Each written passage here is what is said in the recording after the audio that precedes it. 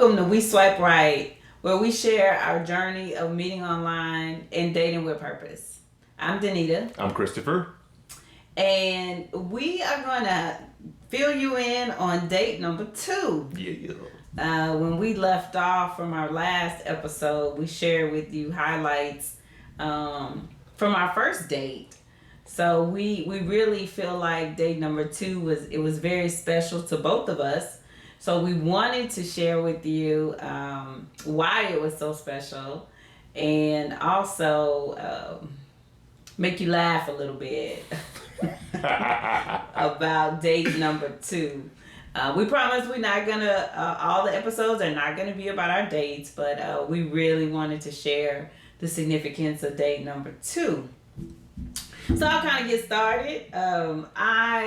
Since Christopher planned the first date number 2 was on me, and I decided that I was gonna plan something very special. Did a little research and decided that I wanted to do something that was different.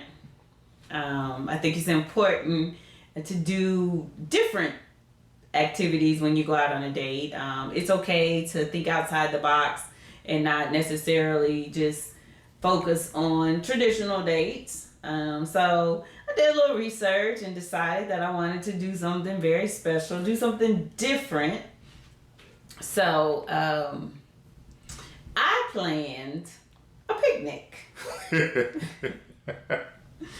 So I planned the picnic, and I tossed a couple of locations around in my head, and I settled on one very nice park in the Dallas area, and decided that was going to be the spot for date number 2.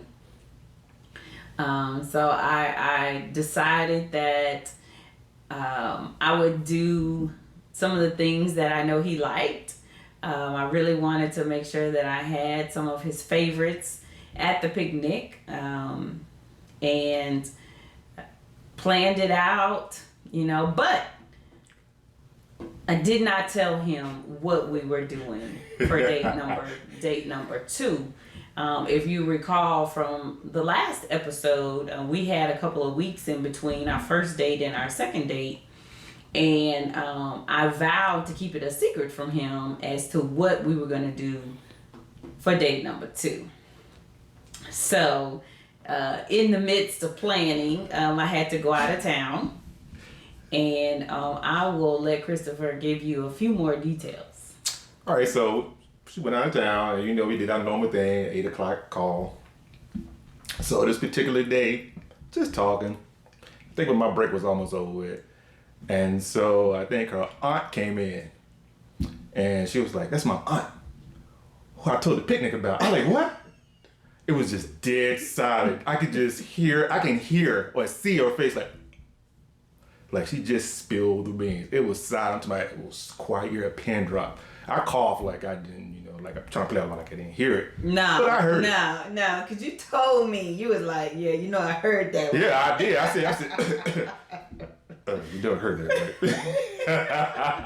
I was so upset with myself because I had kept the secret, and I was so happy because I had found something that was different. It was unique. It was going to be special for us. And I think in some of our conversations, I asked, "Have you been on a picnic before?" And he was like, "No." So I said, "Oh, this is great. This is great. He hasn't been on a picnic before. So it's going to be so much fun."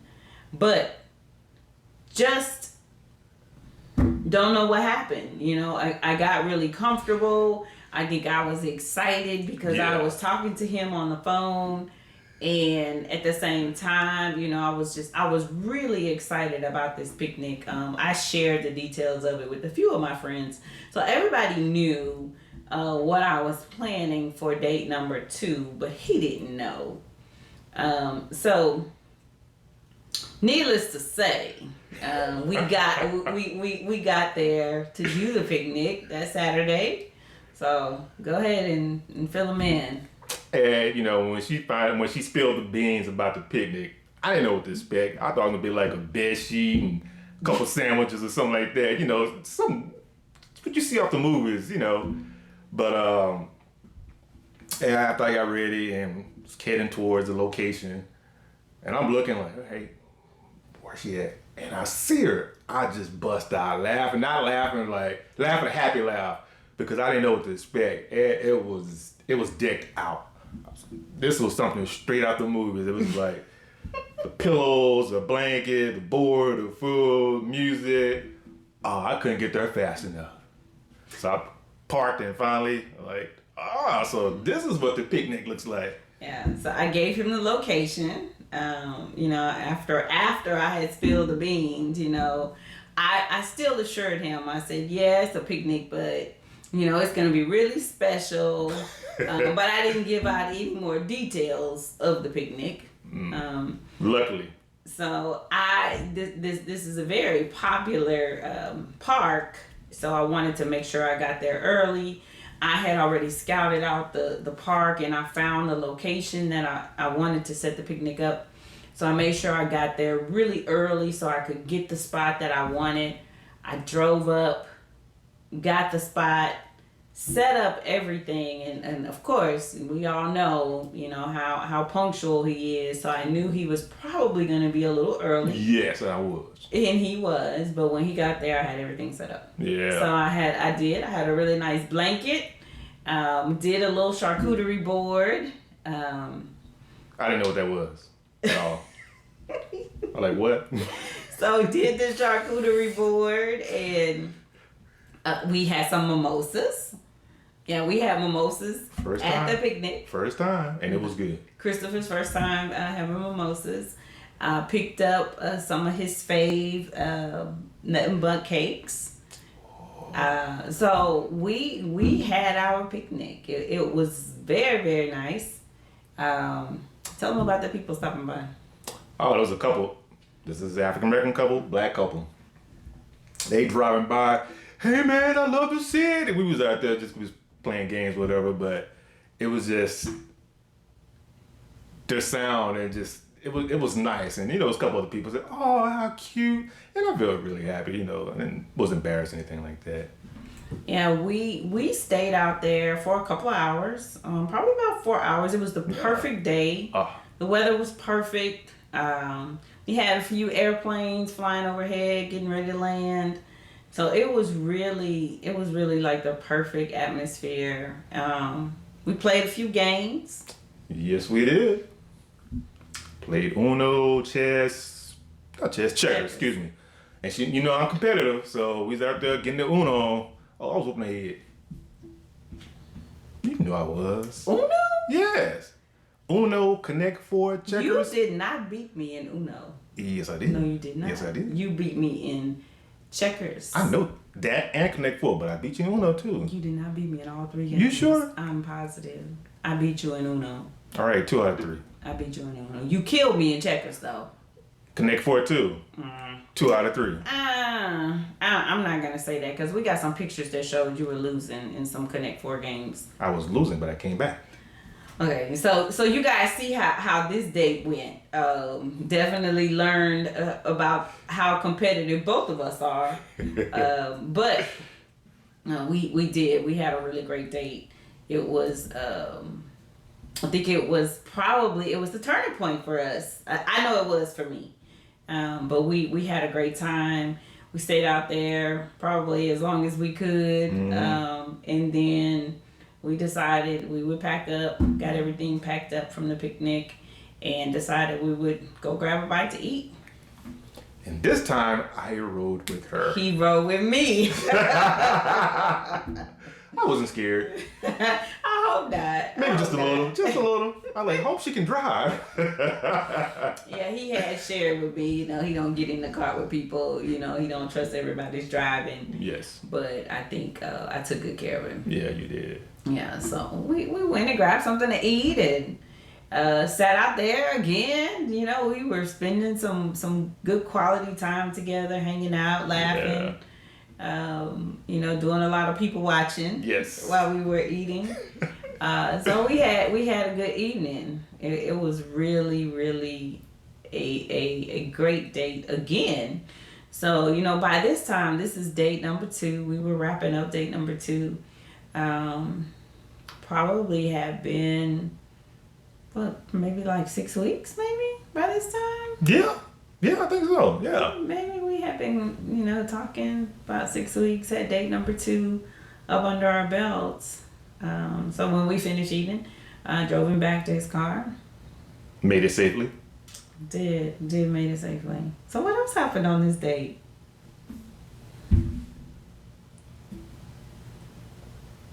All right, torchies. Oh, you talking about after when we got home? No. What? No. So this was our first date where we some sugar. Oh, hey, that was at the picnic. Oh, well, I was talking to myself like, you know what? I think today's the day. Yes, I talked to myself about giving her a kiss, especially after the socks. I'm like, yeah, she deserves this kiss. So, like I said, I got myself up. Like, all right, go ahead. So I went to go in for a kiss. And she gave me the cheek. I was like, what? I was like, really? It was not intentional. I did not intend to give him the cheek. She said I wanted to tell her something. Like, what? I thought that he was leaning in to kind of like tell me something in my ear a little bit. Like what? I don't know, like I'm having a great time or something like that. Oh, I'm gonna whisper in your ear. I'm having a great time. I really thought, I really did. I was not trying to give him the cheek, but when she find out, when I figured it out, when I got myself together, she finally gave me those lips. I did. So, date number 2, we shared our second date, our first kiss. Yeah. So then, we ended the second date and went home. I went home and I got home and I was smiling from ear to ear, like we have been doing a lot over the last few months. Yeah. But when I got home, I was like thinking to myself, I really like this guy. He is very special, and I for me, I think that was the moment that I knew that he was the one. Oh. And it was kind of early on, but the way we connected and the chemistry that we had, I knew from that moment on that he was gonna be the one. I knew that swiping right was a great decision. It was the right decision. And I'm so glad that I did. So being all excited and being happy when I got home, I was just smiling because the date went well. He was excited about the picnic because it was not just your basic picnic. No, it wasn't. It came with all the glam. Everybody knows how I am, so it came with all of that. Some pillows. I think one of his sisters asked, did she have pillows? And of course he said yes. So it was. But that night when we were texting each other back and forth, I had this song in my mind, and I sent him a song. I sent him the Tamia song, "I'm So Into You," because that is how I was feeling. And you got to go and listen to the lyrics, but it just described him perfectly. It described our relationship as to where we were at the time. And it was just the right thing to do. And I sent him this song, like, look, listen to this. This is how I feel. And I never heard it before, so when I listened to it, I was like, all right. And I started listening to the lyrics, all right. And so I like music, so and I like to find out who produced the song and all that. So I went to go look it up. And there's a sample of this song from the Commodores called Say Yeah. All right, let me listen to this song. So I listened to that song, and I listened to the lyrics. I was like, oh. So I sent her that song. I said, listen to this. And it really explained how I felt And I told her, I said, you know what? You're my missing piece to my puzzle. And it just felt right. So that song was just now our song. That is now our song. And it is definitely a very special song. Yeah. I in the beginning I was like, he just sending me this song because it's a sample from Tamia's song. But then, after listening to it a couple of times, I was like, no, this is a little bit more. Yeah. This is a little bit more than just sending me where the Tamia song came from. And when I started listening to the lyrics and really listening to them, I think it described us perfectly. Yeah. And Chris mentioned being the missing piece to the puzzle. That kind of describes us to a T, because we both were in the same situation. We have fulfilled lives, family, and all of those great things, but there has been a missing piece. And I think that us deciding to swipe right, we found our missing piece. Right. And so, we have this puzzle that's complete, and that's how we describe our relationship. I actually went online and found some little necklaces with some puzzle pieces on it. We still have yet to wear them though, but because he don't want us to be dressed alike. But we will wear them. We'll show you our little puzzle pieces, because they're really symbolic for us. It's not just to have something, but it means a great deal to us to be able to. I wear those, but dressing like, nah. Maybe the same. We talk about maybe the same shirt, but nah, not from head to toe. Nah. So I wouldn't ask him to dress head to toe. No. So we'll see. We'll see if we can dress alike. If we can at least have matching T-shirts one day, right? Maybe. So we'll see. We'll see how that goes. Maybe on one of these episodes we'll be slightly dressed similar. Yes, I'm okay with that. Okay. All right. Well, I think that kind of wraps up day number 2. We're super excited about the podcast. Thank you to everyone.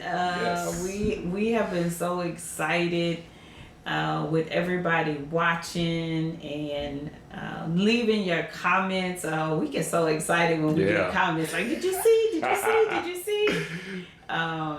But we really appreciate everybody's support, watching the podcast and liking and sharing and subscribing. We really, really thank you. And we look forward to continuing to share our journey. Yes. Hopefully the next episode will give you some highlights of what's coming up this weekend. We're taking a trip to Baton Rouge. Chris's first time going to Louisiana. Ooh. So we're super excited about that. So we know that episode 3 is going to be fun and give you a glimpse into our first road trip together. Check out the Instagram page. And yes, we do. We have an Instagram page. It's We Swipe Right. We're working on it. We're getting there. My technical partner over here and executive producer and all those great things, he is really, really working behind the scenes to get us out there. Yes. Maybe we'll have some TikTok videos coming soon. But thank you, everybody. We really, really appreciate all the love. Yes, we do. It's been great for us these last couple of weeks, just watching the views go up and watching the subscriptions go up. But if this is your first time watching, we really want you to like, share, subscribe. Make sure you put your notifications on. Yes. So you can get notified when the next episode drops. And if you are new, go watch the other videos. Definitely, because we need to catch you up on what happened in the intro video and episode number 1. Yes. So I think that's a wrap for us. Yes, it is. So that wraps up episode 2. And we thank you for joining We Swipe Right. Y'all take care. Peace.